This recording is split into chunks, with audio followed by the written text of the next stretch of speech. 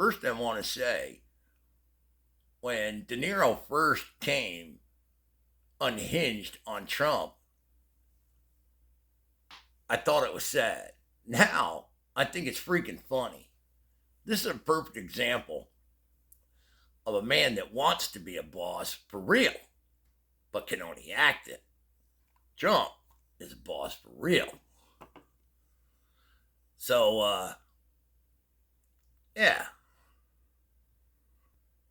Let's watch and see what the guy has to say to the damn dipshit.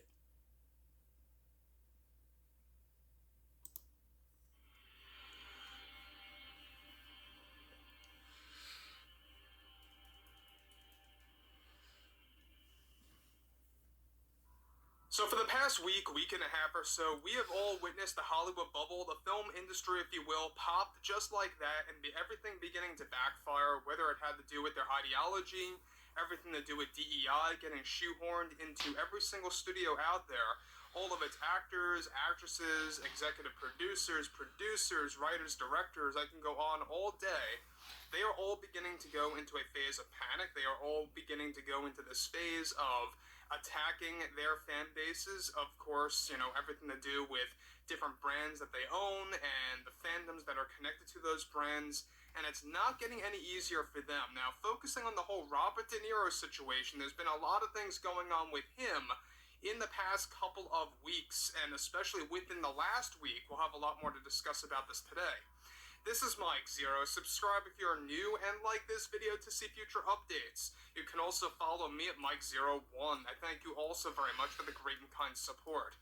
So Robert De Niro has not been going through a good 7 days, and a lot of this has to do with Warner Brothers. Now, we talked about this lightly on and off about what's been going on over there after he was fired from numerous projects, by the way, that were supposed to revive his role or roles as a mob boss, all right? Back into the whole mafia role in the film industry. And this is where things begin to get very shaky as he lost millions upon millions of dollars, and the exact margin, all right, is actually quite shocking. Now, let's get into this further. Now, one thing about De Niro is that we know that he's very self-absorbed. He is a very selfish individual, especially of the fact that he drags his politics into his acting career and to those that have followed him. That's exactly why he's losing followers. He's losing fans in droves, week by week.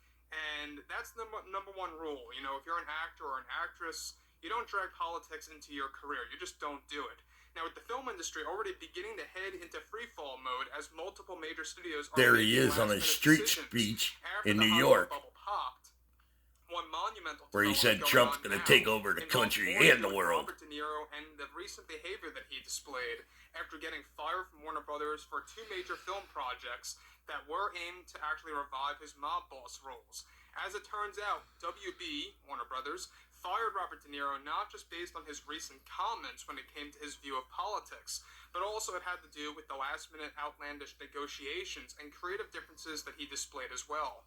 For starters, De Niro recently lost a total of $35 to $40 million from Warner Brothers. Each film was going to have a payout of around $17.5 to $18 million plus other miscellaneous payouts. As of now, De Niro is already challenging the Warner Brothers studio executives, and his behavior was best described as so inflammatory that it spread throughout the entirety of Warner Brothers headquarters. Already, De Niro is blaming the studio executives for acting in a biased way toward his views on politics, and De Niro had multiple heated arguments, as it turns out, with David Zaslav, the Warner Brothers CEO, for firing him from these 2 mob boss films. One film in particular, for those of you that need to know, he was going to be the main character, much like in the film Casino. On the other hand, the other mob movie was going to place De Niro as a major supporting character. Now, De Niro's recent political statements not only created a massive shakeup behind the scenes at WB, but De Niro was also surprisingly demanding a higher payout between both films to be bumped up to, get this, $60 million combined, instead of $40 million. His recent comments that he made public, however, were described to be the deal breaker for the WB studio executives, as they are trying to retain any of their image that's left and don't want to risk the loss of customers and potential new customers to their upcoming brands that they own. Now, over to De Niro is warning the WB heads of taking some form of action in a legal sense, and more details on that will be understood in the coming days, so stay tuned on that as this development progresses. However, De Niro in his recent meltdown behind the scenes not only created a ton of issues with the WB CEO, but also now other studios have learned about the whole WB situation and his recent behavior that occurred at WB. Studios like Universal and Sony are already looking to never hire De Niro again or at all, or even consider him for a role as long as he remains as an active actor in the industry. Now, guys, before I move on, let me just say one thing about Robert De Niro. The fact that he has the attitude and the goal to say, I don't want 40 million, I want 60 million for these two movies, and that was the beginning of the shakeup between De Niro and the WB heads over there. But the real deal breaker, as we discussed twice, had a lot to do with his political statements, his view on politics, and dragging that into his career. The biggest mistake of all time, by the way. I mean, we know that his issues predate 2024 and 2023, there's no doubt about that. But it most definitely got worse, hit an all-time low the past 2.5 years. And even more so in the past week, after he made more comments. It's not helping him one bit. People like himself, Rachel Zegler, Jimmy Kimmel, George Clooney, they don't seem to ever learn from their mistakes, do they? Now, Robert De Niro, yet again, I don't think that he really deserves any kind of a role anymore after his overall behavior toward the general public, calling all these different people in the country names and labeling others, as this or that. A lot of name calling, a lot of blame game train going on right now by Robert De Niro behind the scenes toward the studio executives. He is now blaming David Zaslav. He's now blaming the executives as them being very biased towards his views of real-world issues and politics. That's another big growing problem for De Niro right now that he can't seem to actually get a sense of reality with. Now, to continue on here, De Niro is demanding the WB studio heads to reverse their action of firing him right now after losing millions of dollars, as we said, 40 million, and is demanding a resolution to this situation and to be rehired to these projects as soon as this December. If not, he is going to move forward with a legal case toward the WB executives and its CEO. And it's only creating more issues and setbacks. Already, WB can't find the proper recast to take over De Niro's role. One film was already canceled, the other remains. So here's the other thing about Robert De Niro. This man, I don't believe he deserves to go back into the whole mob boss role. Hell no. He's up there in age, number one. Number two, I think it's so been there, done that type of thing. He grows old after a while. It didn't really work out well on Netflix with The Irishman, and I made a very brief comment about this last week. I really was not convinced when it came down to the Irishman movie. It just did not work for him, and it really was not all that great of a movie as far as I saw things. That's just my opinion. Agree or disagree with that if you will.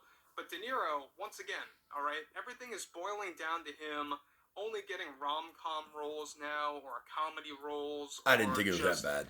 Pure nonsense movie roles that bomb at the box office, and it's not going to look good for the rest of his career, especially for this legacy that he's trying to latch onto, because that's what it really sounds like. He's trying to latch on to a legacy.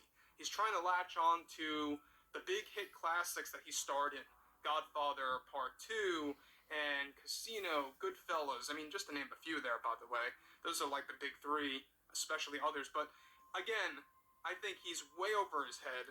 And this is the type of behavior that is not to be dealt with when it comes down to studio executives. I would like to hear what everyone has to say about this below in the comments, and if you guys did enjoy the content for today, make sure to drop a thumbs up on this video to support the channel, and I will catch you guys later.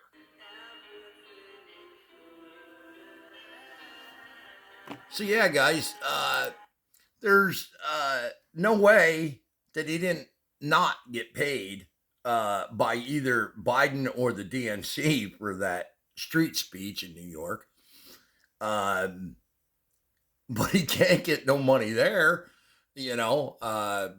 Kamala ran that into the ground for, I think I heard $20 million they're in debt. So, I mean, it's, go figure,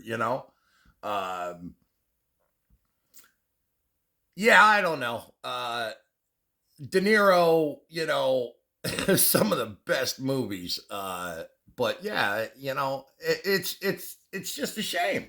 But you got to make fun of these people. And the other thing is, it just seems amazing.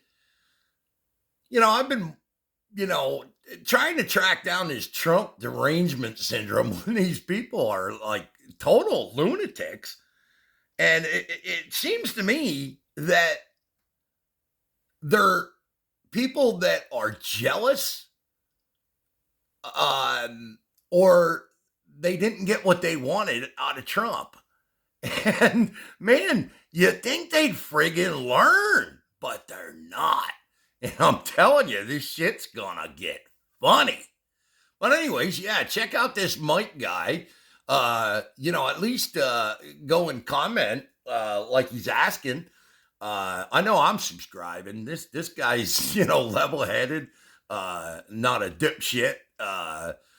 But I plan on creating this channel to just bring this stuff out, make fun of these idiots. I have no talent, but I'm gonna enjoy this shit. So yeah, come on back. Hit my subscribe and a thumbs up and comment. Thank you.